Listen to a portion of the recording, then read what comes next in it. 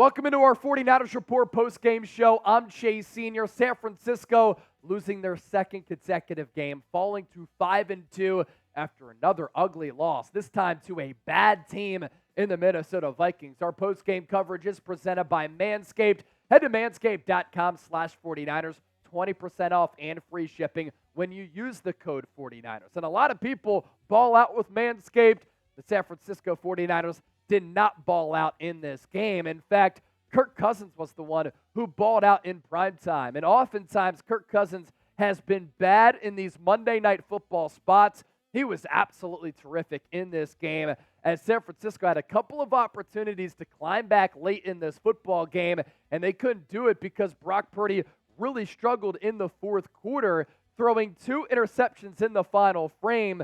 Purdy in the fourth, 5 of 11, 58 yards, and those 2 picks. The one came with just over 5 minutes left to go. That was costly. The Niners got to stop. Minnesota missed a field goal from 50 yards out, giving San Francisco the ball at the 40-yard line. So the Niners had a glimmer of hope, minimal time, no timeouts, but an opportunity at least to steal this game on the road, just like they had an opportunity to steal that game on the road last week against the Cleveland Browns. And like that Browns game, they floundered, they choked, and they squandered a great opportunity. It's unfortunate because Purdy in this game against another really good defensive coordinator in Brian Flores. Last week he struggled against another really good defensive coordinator in Jim Schwartz. He was good for the first 3 quarters. 21 of 30, 272 yards, and then those 2 giveaways. Really the story of this game, in my opinion, is the Niners defense not being able to get off the field. San Francisco gave up 452 yards of total offense. Minnesota was 8 of 13 on third down conversions. And Kirk Cousins specifically was cooking on third down. And that's the biggest key and the biggest concern for me when I think about this game. This Niners defense is supposed to be one of the best in the NFL. Last week against Cleveland, bad penalties and bad play on some of those money downs allowed Cleveland to pick up some of those big third down conversions, especially late. And then in this game, how about what Kirk Cousins was able to do against his former boss, so to speak, in Kyle Shanahan, who's a big fan of his and probably still a big fan watching from the opposing sideline. Cousins, 9 of 12 on third downs for 183 yards and 2 touchdowns. The 183 yards, his second most on third downs in his career. And 8 of those 9 completions for Cousins moved the chains during critical junctures of this football game. In total, the best performance that any quarterback has had against this Niners defense, 35 of 45, 378 yards, a big game for TJ Hawkinson, a monster game for Jordan Addison. And as part of these Niners struggles, it was this defense not being able to pick up a sack, collapse the pocket, push the pocket, bother Kirk Cousins, and get pressure on the quarterback consistently. And that, too, continues to be an issue with this team. So with that, we pop up our poll question for our post-game show. Who is to blame for the loss? Is it Steve Wilks? Is it this Niners defense as a whole? Is it Brock Purdy? Is it the offense? I want you to let me know down in the chat right now.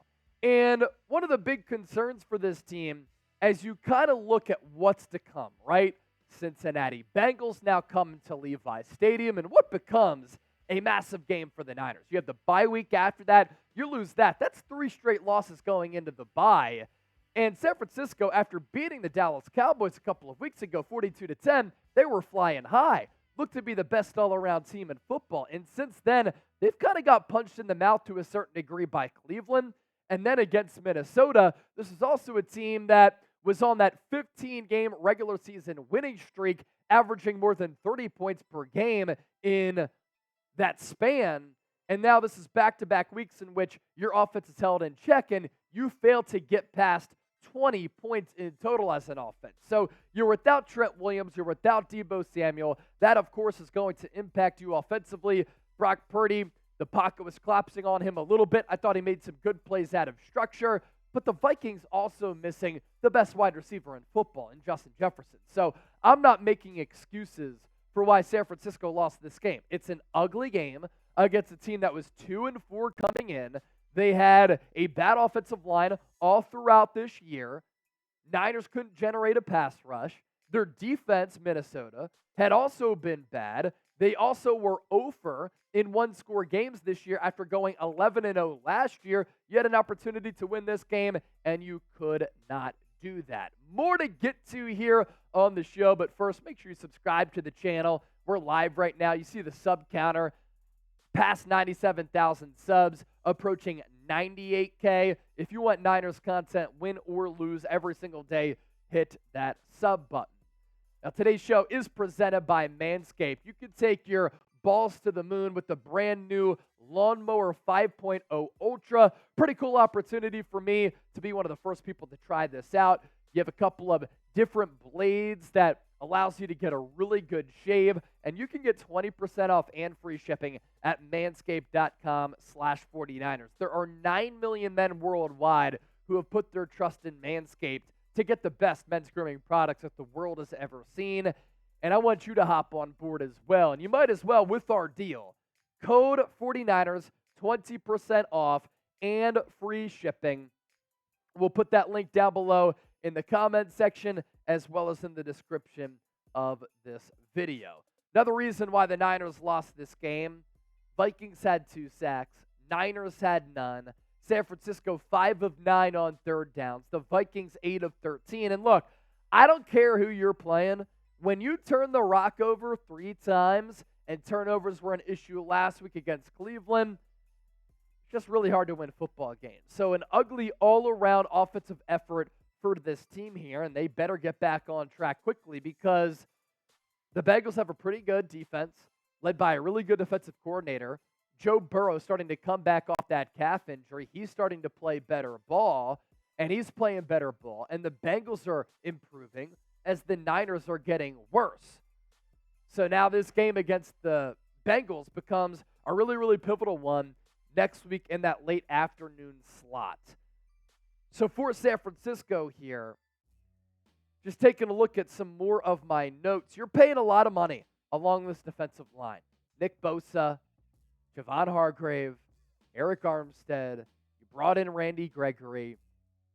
To have no sacks in this game against that offensive line, I really do believe that is just inexcusable. And because you were bad in rushing the passer, that's why you got cooked. That's why you got carved up on those third downs. So a couple of those plays can't happen. You know, the Niners did send home a couple of blitzes on some of those third downs, and Kirk Cousins either knew that on that back end there was one-on-one. He found the mismatch. He was able to hit his check down.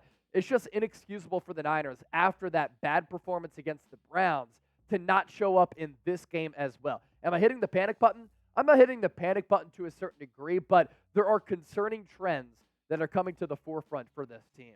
Couple of super chats coming in. Thomas Bridges with the 2. They made Jordan Addison look like Puka Nacua tonight. Jordan Addison had a monster game, and it looks as though he's a hit in the first round out of USC. And what's crazy is that the Vikings only ran for 74 yards, but they threw for 378. Jordan Addison looking like an all-pro. And this is a player who is playing, of course, without Justin Jefferson. He had 7 catches for 123. TJ Hawkinson, Niners didn't have any answers for him. 11 catches for 86. There was that crazy play before the end of the first half in which Charvarius Ward looked as though he had his second interception of the night. Addison plucked it away from him after earlier Ward had plucked the ball away from Addison for that interception.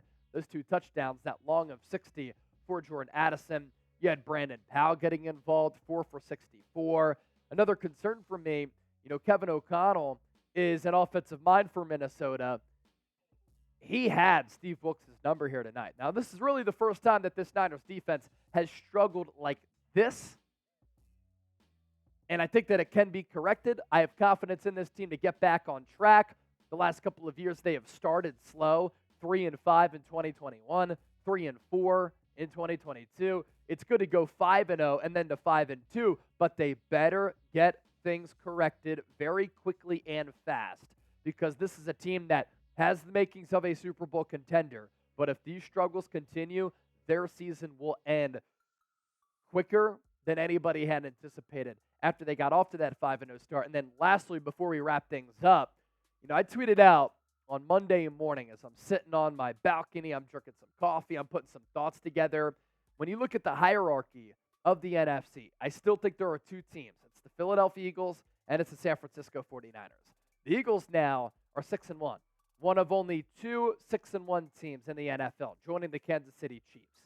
And when you look at the Niners and the Eagles, they match up very closely at multiple positions across the field. It's probably a wash with coaching. The Eagles have the better quarterback, skill position players very close, defense very close. But where the game can be decided is in the trenches. And Philadelphia is far better on the offensive line and the defensive line than San Francisco. And that's the team that I think is going to be in the Niners' way. And that's the team that I think is better than San Francisco right now.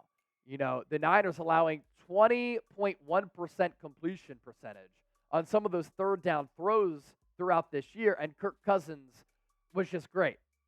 Almost 100% throughout much of that football game. So we ask you this question again: who is to blame for this Niners loss? Let us know in the chat. Thanks for watching. We'll provide you with coverage every day in the lead up to next week's game against the Bengals, so do not miss out.